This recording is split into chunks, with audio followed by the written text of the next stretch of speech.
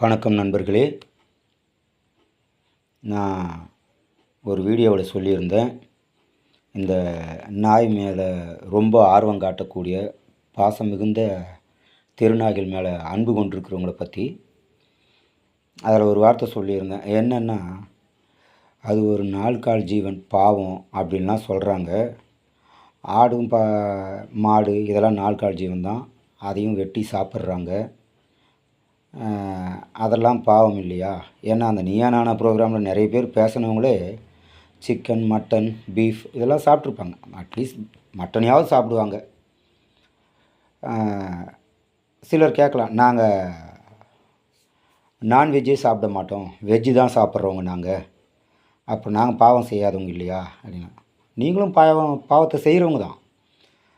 நீங்களும் உயிரை கொல்றவங்க தான். எப்படின்னா, ஒரு கொசு கடிச்சாக்கா, அந்த நீயா நானா ப்ரோக்ராமில் ஒருத்தர் கேட்டார் பாருங்க, கொசு கடிச்சா என்ன செய்கிறீங்க? அதை தடவியாக கொடுக்குறீங்க? அதை ஒரு அடி அடித்து சாவடிச்சிடுறீங்க. ஐயோ கொசு தானே, அதனுடைய பசிக்கு தின்னுது அப்படின்னு சொல்லிட்டு தடவி கொடுக்கல. அந்த கொசுவை நீங்கள் மேட்டு, அப்புறம் அந்த கொசுவத்தி சம்மந்தப்பட்டதெல்லாம் வச்சு அதை சுருண்டு விழுந்து சாகடிக்க வைக்கிறீங்க. அப்படி மீறியும் கடிச்சா அடித்து சாகடிச்சிடுறீங்க. சரி, அப்படி அது கண்ணுக்கு தெரியாமல் ஓகே.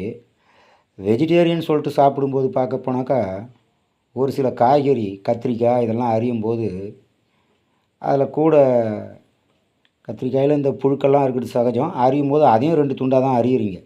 அதுவும் ஒரு உயிர் தான். எல்லாமே உயிர் தான். ஓரறிவு உள்ளதும் உயிர் தான், 2 அறிவு உள்ளதும் உயிர் தான், உயிர்ன்ற கணக்குக்கு.